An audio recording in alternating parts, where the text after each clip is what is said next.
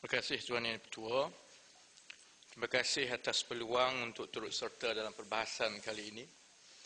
Dalam mana-mana organisasi, belanjawan atau peruntukan tambahan ini akhirnya akan beralih kepada persoalan yang paling mudah, iaitu kegagalan merancang perbelanjaan ataupun mendapatkan nilai yang terbaik sehingga perbelanjaan terakhir itu menjadi lebih mahal daripada anggaran awal. Sebab itu dalam konteks belanjawan kali ini, kita boleh memantau dari segi kenaikan belanja perbekalan berbanding dengan belanja pembangunan daripada tahun 2002 sehingga 2012. Tahun 2002, 10 tahun yang lepas lebih kurang, jumlah belanja mengurus kerajaan hanyalah 49 bilion. Ini termasuklah perkhidmatan, pembelian aset, kenaan tetap dan segala belanja lain-lain kecuali gaji. Tahun 2012 yang kita bincangkan sekarang, belanja perbekalan yang serupa telah mencecah 130 bilion ringgit, iaitu 3 kali ganda.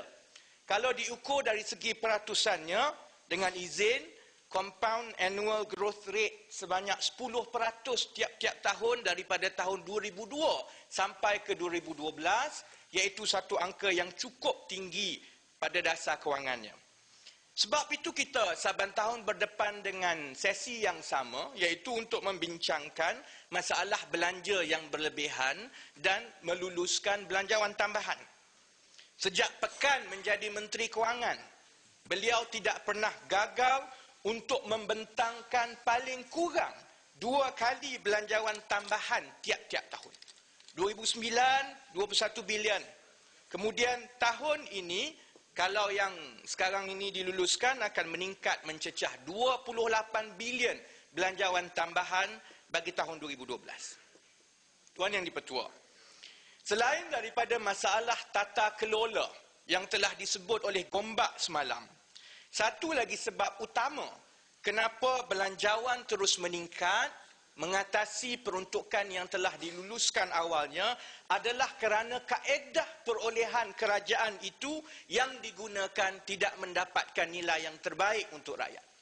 Saya bagi contoh. Yang pertama kaedahnya adalah rundingan terus tanpa kontrak terbuka. Saban tahun, tiap-tiap tahun makin banyak kontrak yang dirundingkan secara terus. Dan perolehan-perolehan negara dianugerahkan oleh kerajaan, termasuklah yang melibatkan kontrak pembinaan, kontrak pertahanan, keselamatan dan lain-lain perbekalan yang lain. Kita tahu kalau tanpa kontrak yang terbuka dan apabila rundingan dibuat secara terus, sudah tentu kosnya lebih tinggi dan tidak tertakluk kepada harga pasaran. Bukan saja kosnya tinggi, tetapi banyak juga keadaannya apabila mutu perkhidmatan atau barangan yang didapatkan itu tidaklah memuaskan dan merugikan wang rakyat. Contoh yang paling baik yang juga tersenarai di dalam senarai belanja-belanja yang kita diminta luluskan kali ini adalah mengenai rundingan terus perbekalan barang-barang pilihan raya, termasuklah baju, topi dan yang paling hebat sekali, dakwat kekal. Sehingga ke hari ini, Menteri, sehingga ke hari ini kita masih menunggu jawapan SPR. Siapa sebenarnya pembekal dakwat kekal ini? Bukan saja mahal, tetapi tak boleh pakai. Oleh kerana SPR dan Menteri telah jawab dan tidak bersedia untuk berterus terang, maka saya mohon Menteri dalam sesi penggulungan nanti untuk mengesahkan maklumat mengenai pembekal dakwat kekal yang telah dimaklumkan dan disiasat oleh kami. Mengikut maklumat, ini rakan-rakan daripada BN pun berminat untuk dengar. Mengikut maklumat dalaman yang diberikan oleh SPR sendiri, Menteri, kontrak-kontrak perbekalan dakwat, t-shirt dan topi telah dirundingkan secara terus dengan syarikat-syarikat yang dikawal oleh seorang niagawan yang bernama Muhammad Saleh bin Muhammad Ali. Nama dia Muhammad Saleh, ejaan dia Mohamed Muhammad Saleh SALLEH bin Muhammad Ali. Nombor kad pengenalan 671112 665021. 671112 665021. 66 tu Singapura, sebab tu saya sebut Singapura. 66 itu kad pengenalan yang asalnya daripada Singapura. Baik, Tuan Speaker ya.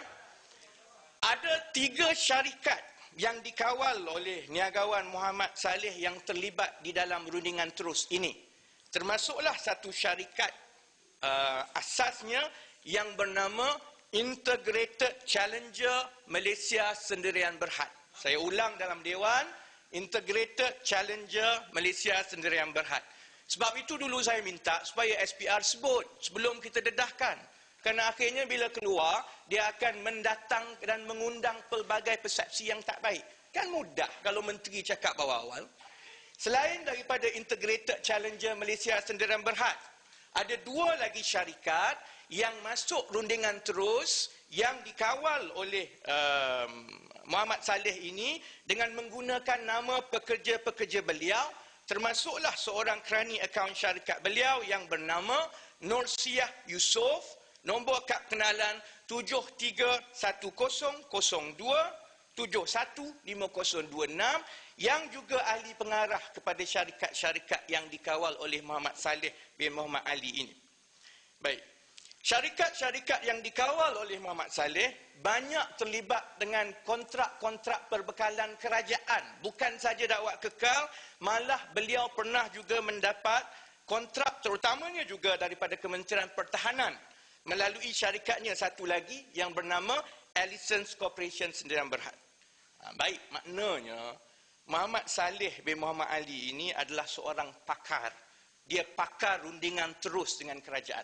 Dakwat dia dapat, pertahanan dia dapat, general trading, kerajaan punya semua dia dapat. Sebabnya ialah dia diberitakan rapat dengan pimpinan-pimpinan kerajaan, termasuklah juga dengan pengurusi dan timbalan pengurusi SPR. Sebab itu, saya faham bila Kinabatangan ada? Tak ada. Saya faham bila Kinabatangan bangun dan merungut semalam. Bila dia kata ketua-ketua bahagian UMNO minta projek tak dapat. Memang tak dapat sebab dia tak pakar dalam bab-bab rundingan ini. Yang dapat hanyalah pakar rundingan terus macam saudara Muhammad Saleh bin Muhammad Ali ini. Sebab itu nanti masa menggulung menteri, saya minta menteri menjelaskan apa yang kerajaan akan buat untuk mengurangkan kaedah rundingan terus ini yang memalukan kerajaan dan merugikan wang rakyat. Apa pula tindakan yang diambil terhadap pakar-pakar rundingan terus seperti Muhammad Saleh bin Muhammad Ali yang kalau rakan-rakan dan Dewan Siasat latar belakang kereta apa, rumah apa, begitu mewah keadaannya. Dan apakah status siasatan SPRM sekarang terhadap pembelian dakwat, t-shirt dan juga topi seperti mana yang termasuk di dalam senarai belanja tambahan SPR kali ini. Baik, ada celahan? Ada. Sila. Ya, silakan. Terima kasih Pandan. Saya nak minta penjelasan Pandan. Saya suka bila Pandan sebut benda-benda dengan didokong dan sokong dengan fakta. Cuma saya tertanya-tanya bila disebut berulang kali nama Saleh dan dikaitkan dengan mendapat perolehan melalui secara rundingan terus. Saya nak tanya, di mana salahnya? What is a crime over there? Satu nanti dulu. Pertama, soal rundingan terus adalah perkara yang bukan menjadi amalan sekarang. Rundingan terus juga menjadi amalan daripada kepimpinan terdahulu, termasuk sewaktu Permata Ampau menjadi Menteri Kewangan. Jadi kalau soal, saya tanya dengan in a good faith Pandan. Saya suka bila sebut benda tu. Saya faham dan saya ada banyak lagi, jadi saya jawab terus ya. Okey. Salah kalau rundingan terus itu dibuat untuk perbekalan barang-barang yang boleh disedia dan dibekalkan oleh banyak peniaga yang boleh mendapatkan nilai dan harga terbaik. Kalau minta bekalkan, ya. termasuk Kinabatangan. Kesian Kinabatangan. Kinabatangan pun ada hak untuk bersaing kalau syarikatnya boleh membekalkan dakwat yang lebih baik dan lebih kekal contohnya. Kecualilah rundingan terus ini amalannya pernah dibuat dan saya dulu semasa di sektor korporat pun biasa buat rundingan terus kecuali di dalam kontrak-kontrak yang kepakaran tertentu ataupun ada nilai strategik pemindahan teknologi tertentu yang dirundingkan oleh kerajaan semestinya bukan untuk membekalkan dakwah kekal yang satu dunia boleh dapatkan. InsyaAllah. Ya, saya pun nak tambah dari segi kesalahan itu ialah apabila dirunding terus dan dibeli dengan harga jauh lebih tinggi daripada pasaran atas sebab kepentingan-kepentingan politik dan diberikan pula barang yang kualitinya terbukti dah rosak, tak betul, tak tepat dan apabila dah terdedah tidak mahu pula mengambil tindakan kepada pembekal itu dan ingin merahsiakan lagi nama syarikat yang terlibat. Nampak sangat ada banyak yang tak betul. Saya setuju 200%. Boleh saya dengan jelas sikit? Ya. Bangsa Maju. Tentang saya nak tambah komen dari Shah Alam. Dulu Auditor General bagi satu report. Kerajaan beli satu laptop. Satu laptop 42,000. Apa laptop ni? Saya setuju dengan pendapat yang ditanya oleh Shah Alam dan juga Bangsa Maju. Kita di dalam Dewan dan juga ingatan saya kepada Menteri Arau, kita memang menanggung beban yang berat kerana kita kena jawab dengan Allah kemudian. Maknanya kita tidak boleh benarkan wang rakyat dibelanjakan untuk barang-barang yang menipu harta rakyat seperti ini. Itu sebab kenapa rundingan terus tak boleh. Kecualilah dalam seperti yang saya sebut keadaan-keadaan tertentu. Saya nak teruskan kepada perkara kedua kerana masa kurang mengizinkan. Tadi saya sebut kaedah perolehan pertama rundingan terus. Ini yang menyebabkan banyak wang negara ketirisan sehingga kita selalu kembali kepada belanjawan tambahan. Kaedah perolehan kedua yang agak baru dan menggusarkan ialah apa yang dipanggil projek-projek penswastaan melalui kaedah Public Finance Initiative PFI yang banyak dilakukan bagi projek-projek infrastruktur melalui Private Finance Initiative PFI, terutamanya melalui konsep dengan izin Build Lease Transfer BLT. Sekarang ni banyak universiti ke balai polis ke semua digunakan melalui konsep BLT ini. Saya pernah bawa sebelum ini, pasti Salak tak ada, kalau tidak dia marah ni. Saya pernah bawa sebelum ini bagaimana syarikat yang dikuasai oleh Pasir Salak mendapat kontrak BLT untuk membina UiTM Cawangan Tapah pada harga yang akan menyebabkan UiTM terpaksa menanggung sewaan tahunan yang cukup tinggi tiap-tiap tahun. Saya nak maklumkan kepada Dewan, terkini sudah ada 6 kampus cawangan UiTM yang dianugerahkan secara kontrak PFI yang sekarang ini sedang dibina. Pasir Gudang, Seremban 3, Yasin, Kota Samarahan, Tapah dan Puncak Alam. Lepas ini, kerajaan bercadang untuk menganugerahkan 6 lagi pembinaan UiTM melalui konsep PFI ini. Apa yang tak betul? Sebelum ada yang tanya apa yang salahnya dengan PFI. Saya nak perincikan kewangan berkenaan PFI. Ya, Ahmad. Boleh sebut PFI tapi jangan rujuk mana-mana ahli kerana batasan terhadap perkara 369-nya. Baik. Lepas ni tak ada lah. Kalau ikut PFI, perjanjian untuk pembinaan UiTM Cawangan Tapah, UiTM terpaksa membayar sewa tahunan sebanyak 57 juta setahun bagi tempoh masa konsesi 23 tahun. Maknanya ada 6 kampus yang sedang dibina di bawah konsep perjanjian tersebut. 6 kampus, kalau satu kampus 57 juta, 6 kampus tiap-tiap tahun UiTM kena tanggung 360 juta bagi tempoh konsesi 23 tahun. 57 kali 6, 360 setahun, kali 23 tahun untuk membina 6 kampus cawangan UiTM, rakyat terpaksa menanggung selepas ini jumlah 8.3 bilion ringgit. Sedangkan kalau kita pakai kaedah dulu, JKR menjadi pengurus projek, kepakaran mengurus projek itu ada JKR, dibuka tender, cari tender yang terbaik, menteri sendiri mengakui bahawa satu kampus cawangan UiTM yang dianugerahkan di bawah PFI ini, satu kampusnya kosnya hanyalah 400 juta. Jadi 400 kali 6 sepatutnya 2.4 bilion tuan yang dipertua. Akhirnya kita terpaksa menanggung untuk tempoh yang panjang 8.3 bilion. 4 kali ganda lebih mahal harganya. Shalom. Sikit saya nak tanya pada Pandan. Tidakkah menghairankan Yang Berhormat Pandan dalam keadaan ada projek-projek semua ni PFI, tetapi akhirnya bajet tetap defisit. Tambah lagi ada supplementary bajet. Sedangkan semua dah di private funded dan sebagainya. Mengapa benda macam ni berlaku? Yang Amat boleh jawab kemudian gulung Yang Amat. Terima kasih Sepang, terima kasih. Saya tertarik dengan apa yang dikatakan oleh Pandan mengenai bagaimana projek-projek kerajaan diswastakan ini. Yang lebih mengherankan saya Pandan apabila yang sebagai contoh AES yang sepatutnya ini adalah mestilah dikendalikan sepenuhnya oleh pihak kerajaan, sebab kita tidak boleh menswastakan dari segi pelaksanaan undang-undang ini.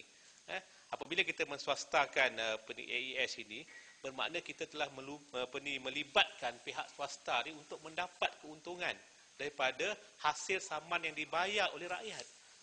Sepatutnya apabila saman dibayar oleh rakyat kepada pihak kerajaan, kerajaan akan menggunakan wang saman itu untuk dikembalikan kepada rakyat balik dalam projek-projek pembangunan. Tapi sekarang apabila dibayar kepada syarikat kepada wang AS ini, saman ini, sebahagian dia akan pergi kepada syarikat swasta dan syarikat swasta tidak dipertanggungjawabkan untuk pulangkan manfaat wang itu kepada rakyat. Dan ini adalah satu kebocoran. Jadi saya heran kenapakah perkara basic macam gini pun kerajaan langgar. Dah teruk sangat kita ada duit ni. Okey Sepang, terima kasih Sepang. Terima kasih Shah Alam. Saya perlu menjawab yang dibawa oleh Shah Alam. Sebab itu saya benar-benar gusar kalau lebih banyak projek-projek PFI dianugerahkan. Kerana walaupun sekarang kerajaan mengatakan dia tidak melibatkan modal kerajaan, tetapi sebenarnya kita membayar sewaan tahunan dengan komitmen yang cukup panjang. Sebab itu kalau kita perincikan belanjawan kita tiap-tiap tahun jumlah kenaan tetap, bayaran fixed charges dengan izin, semakin hari semakin meningkat, tahun-tahun dia makin meningkat kerana sewaan-sewaan sebeginilah yang akan dimasukkan sebagai belanjawan kenaan tetap yang terpaksa ditanggung oleh kerajaan. Saya gulung Tuan Yang Dipertua. Sebab itu saya gusar kalau ambil contoh UiTM. Dalam tempoh 10 tahun dari sekarang, sudah tentu tanggungan yang mahal ini menjadi beban. Apabila kerajaan tidak mempunyai sumber yang baik di masa-masa akan datang, maka UiTM terpaksa menanggung beban itu, yang bermakna dia kena naikkan yuran kepada pelajar. Itu yang telah berlaku di projek-projek BLT yang telah dimulakan sebelum ini, termasuklah juga projek-projek konsesi lebuh raya contohnya. Jadi 10 tahun dari sekarang, kalau perkara ini berlarutan, yang menjadi mangsanya adalah rakyat. Baik pelajar-pelajar di UiTM, baik rakyat biasa dan anak-anak Melayu Bumi Putera di UiTM inilah yang sekarang ini UMNO mengaku mempertahankan, yang 10 tahun dari sekarang terpaksa menanggung beban kerana projek-projek yang kita berikan. Masa dah habis, Yang Amat. Saya kena gulung, masa dah habis. Okay, sikit lah. Jadi, yang saya tahu UiTM ni tak naik. Yang naik tu Queen. Jelun, dulu saya dah bagi banyak jelun. Tak boleh lain kali. Jadi Tuan Yang Dipertua, saya mahu menggulung dengan menyatakan bahawa selagi kaedah-kaedah perolehan negara kita tidak perbaiki, selagi rundingan terus berlarutan, selagi projek-projek PFI dan konsesi swasta ini tidak dibuat dengan telus dan diperbetulkan, selagi itulah Dewan Yang Mulia ini akan terus menjadi rubber stamp hanya untuk meluluskan perbelanjaan-perbelanjaan yang telah pun dibelanjakan seperti yang dibentangkan sekarang. Dengan itu, saya mohon pertimbangan Dewan untuk mengambil kira hujah-hujah itu. Saya tamatkan dan sekian, terima kasih.